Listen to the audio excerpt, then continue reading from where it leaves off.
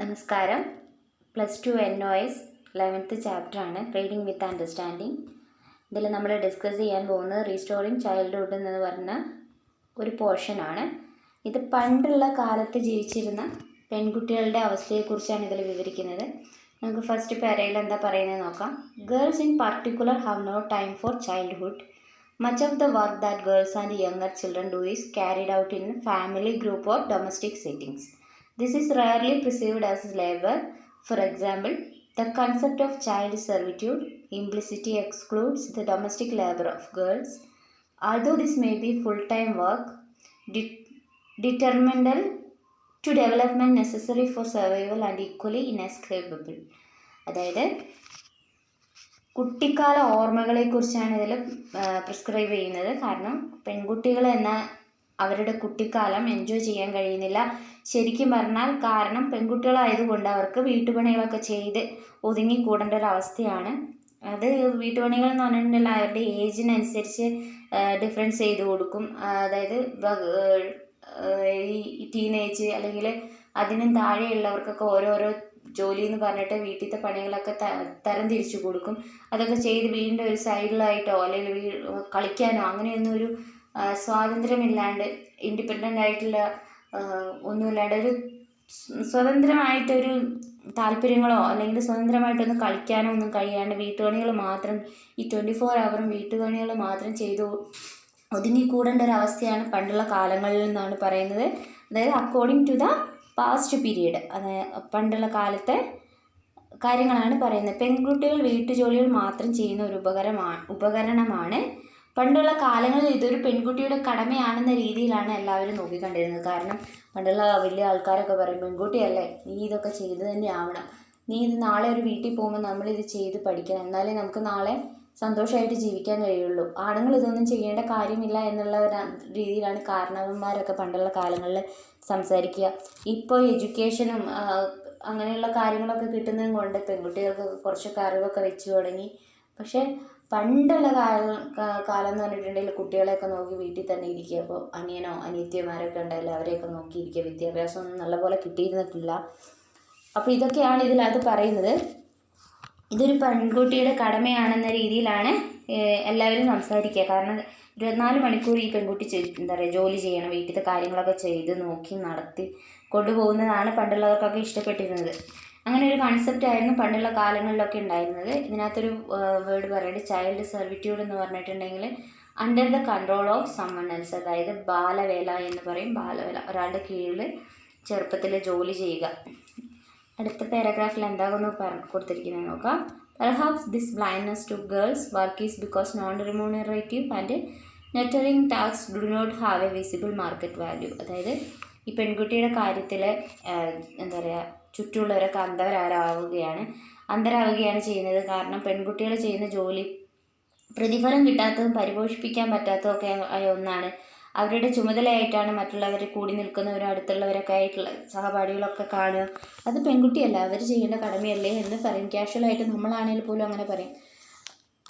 നമുക്ക് അനുഭവങ്ങളൊക്കെ ഉണ്ടായിട്ടുണ്ടാകും. ചിലവർക്ക് ഈ വീട്ടിലെ പെൺകുട്ടികളാണെങ്കിൽ പറയും, അല്ലെങ്കിൽ ഏട്ടന്മാരോ അനിയനൊക്കെ ഉണ്ടെങ്കിൽ പറയും, നീ പെൺകുട്ടിയല്ലേ, നിനക്കത് ചെയ്തുകൂടെ എന്നുള്ള ക്വസ്റ്റ്യനൊക്കെ വരാറുണ്ട്. അതൊക്കെ നോർമലായിട്ട് ഒരു ലൈഫിൽ സംഭവിക്കുന്ന കാര്യങ്ങളാണ്.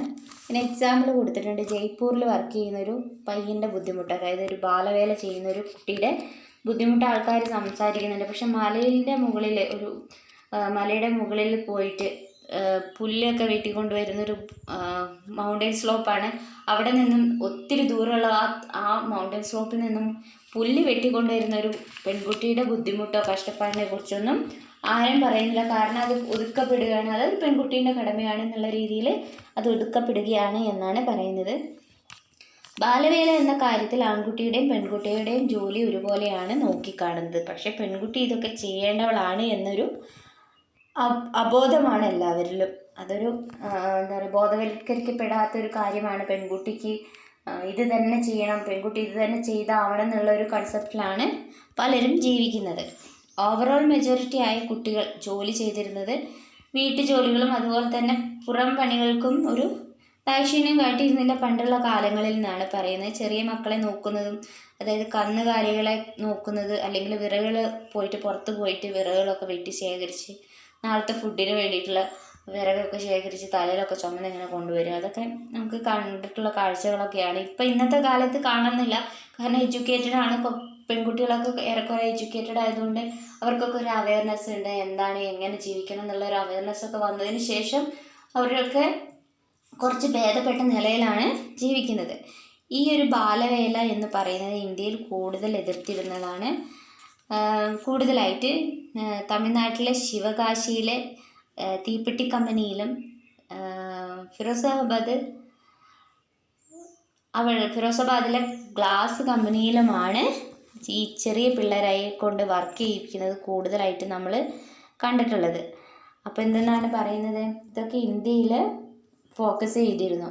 ഇന്ത്യൻ കൺട്രിയിലൊക്കെ ഇങ്ങനെ ബാലവേല ഫോക്കസ് ചെയ്ത് അതിനുള്ള നടപടികളൊക്കെ എടുത്തിട്ടുണ്ടായിരുന്നു. പക്ഷേ ഡൽഹി, ബോംബെ, ബാംഗ്ലൂർ പോലെയുള്ള വലിയ നഗരങ്ങളിലും ഇത് നോട്ട് ചെയ്തിരുന്നു. ഈ റൂറൽ ഏരിയാസിലൊക്കെ ഉള്ള ഭാഗങ്ങളിലുള്ള കുട്ടികളുടെ കാര്യങ്ങൾ നോക്കാനും നടപടികൾ എടുക്കാനും എത്തിപ്പെടാൻ കഴിഞ്ഞിരുന്നില്ല മീഡിയയ്ക്ക് എന്നാണ് പറയുന്നത്. ഈ കുട്ടികൾക്ക് ഹെൽത്തായിട്ടും ഹാപ്പി ആയിട്ടും ഒക്കെ എന്താ പറയുക, ആരോഗ്യപരമായിട്ടും മാനസികപരമായിട്ടൊന്നും സ്പെൻഡ് ചെയ്യാനുള്ള സമയങ്ങളൊന്നും ഉണ്ടായിരുന്നില്ല. അതുകൊണ്ട് ഹെൽത്തൊക്കെ വീക്കായിരുന്നു.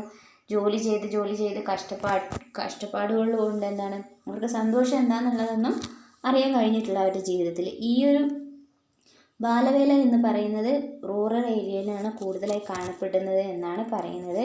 അതുകൊണ്ട് എന്താ മീഡിയാസൊന്നും പെട്ടെന്ന് എത്തിപ്പെടുകയില്ല. അതുകൊണ്ട് ഈ ബാലവേല പിള്ളേരെ കൊണ്ട് കുറേയേറെ ഒരുപാട് ദുരിതം അനുഭവിക്കുന്ന പിള്ളേരൊക്കെ ഈ റൂറൽ ഏരിയസിൽ ജീവിക്കുന്നുണ്ട്. അവരുടെ കാര്യങ്ങളും അവരുടെ ബുദ്ധിമുട്ടുകളും ഒന്നും നമുക്കറിയാൻ കഴിയുന്നില്ല എന്നുമാണ് പറയുന്നത്. ഇനി second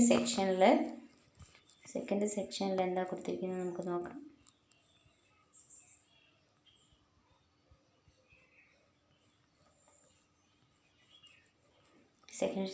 marketing of coconut products, അതായത് കോക്കനട്ട് പ്രോഡക്ട്സിനെ കുറിച്ചുള്ള ഒരു മാർക്കറ്റിങ്ങിനെ കുറിച്ചുള്ള കുറച്ചൊരു പറയാണ് നമുക്ക് കൊടുത്തിരിക്കുന്നത്.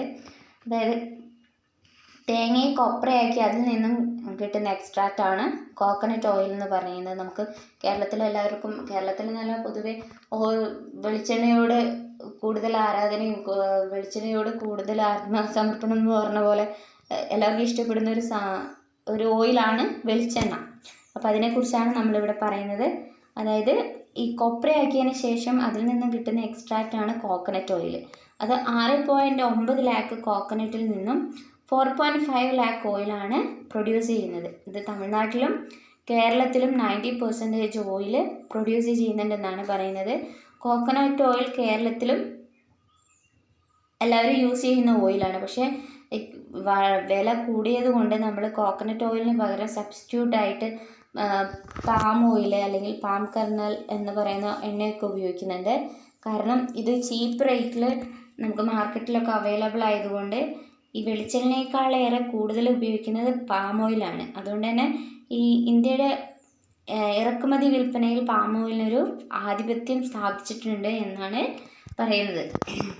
പിന്നീട് പറയുന്നത് ജനങ്ങൾ കൂടുതലും പ്രിഫർ ചെയ്യുന്നത് പാം ഓയിലാണ്. അതെന്തുകൊണ്ടെന്നാൽ പാം ഓയിലിന് വില കുറവായതുകൊണ്ട് ആൾക്കാരെല്ലാവരും പെട്ടെന്ന് പ്രിഫർ ചെയ്യുന്നത് പാം ഓയിലാണ് എന്നാണ് പറയുന്നത്.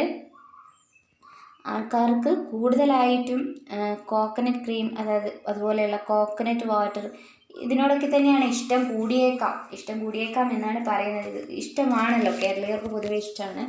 പക്ഷേ അതത്ര ഈസി ടാസ്ക് അല്ല. കാരണം കോക്കനട്ട് വാട്ടർ 200 ml 13 രൂപ വരുമ്പോൾ സോഫ്റ്റ് ഡ്രിങ്കിനേക്കാളും കൂടുതലായതിനാൽ ആൾക്കാർ ഇതിനെ അക്സെപ്റ്റ് ചെയ്യാൻ ഇത്തിരി പ്രയാസമുണ്ട് എന്നാണ് പറയുന്നത്. റിസ്കി ആയൊരു കാര്യമാണ്. അതുകൊണ്ട് എന്താണ് മറ്റുള്ള ഡ്രിങ്ക്സിനോട് ആൾക്കാർക്ക് കൂടുതൽ ഭ്രമം വരും. ഇത് ഉപയോഗിക്കുന്നത് കുറച്ച് കുറവ് വരും. കാരണം വില കൂടുതലായതുകൊണ്ട് വില കുറവുള്ളതിലേക്ക് ആൾക്കാർ ഫോക്കസ് ചെയ്യുമെന്നാണ് പറയുന്നത്. പിന്നെ നാച്ചുറൽ പ്രൊഡക്റ്റായ ഡ്രിങ്ക്സാണ് ഒരു മിൽക്ക്. അതിന് 1 ലിറ്ററിന്